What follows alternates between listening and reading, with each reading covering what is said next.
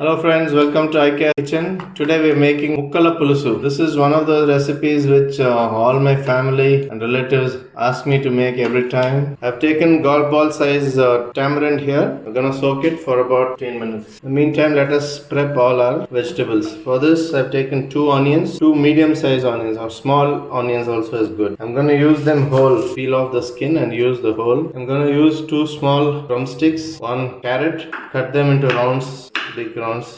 All the vegetables are going to be cut in big chunky sizes.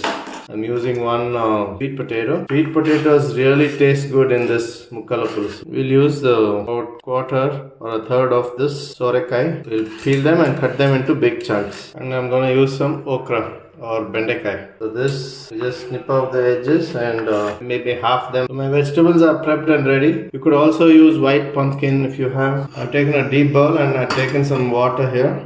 I'm gonna add salt as required to taste. Turn on the stove. I'm adding the onions, carrots and the bottle gourd now. We'll need to fry the okra before we add. And the sweet potatoes and drumsticks doesn't take much to cook, so we'll add them a little later. While the vegetables are boiling, let us fry the bhindi. I've taken a pan and add a little bit of oil. And once the oil is hot, we'll add bhindi and stir fry them with a little bit of salt. We are stir frying the okra so we can remove the sliminess. So you can see that it's turning a little charred. At this point, we can just keep this aside. The vegetables are coming to a boil now. I will add the other remaining vegetables. When the vegetables are almost cooked, I'll add the tamarind pulp. Once I added the tamarind pulp, I'll also add the bhindi. Let it come to a boil again. I'm also adding jaggery now. You can even adjust the jaggery once you taste it. At this point, I'll add the chili powder as well. I'm using rasam powder here. Generally, chili powder is used, but I've realized that by adding this rasam powder, it adds a little more zing to the flavor. You can taste this at this point and check for the balance of sweet, sour, tangy and spice.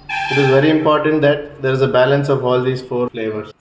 I think this needs a little bit spice. I'm going to add a little more rasam powder. So it's almost ready. I've made a slurry of about 1 heaped teaspoon of rice flour with water. I'm going to add this as a thickening agent. Pulsu has started boiling and it is ready now. We'll turn off the stove and keep this aside and we'll add tadka to this. For the tadka, I'm taking the same pan I used earlier. To this, I'll add a teaspoon of oil. Oil is hot. I'll add a little bit of mustard, about half a teaspoon, about a teaspoon of jeera, and let them splutter. To this, I'll add a small pinch of hing, 2 or 3 sprigs of curry leaves. Turn off and add this tadka to the pulusu. There you go, friends. The Mukkala Pulusu is ready. Please enjoy this along with rice or chapati. Please make it for yourself and let me know how you like it. Like, share and subscribe to my channel Aikya Kitchen and have a nice day.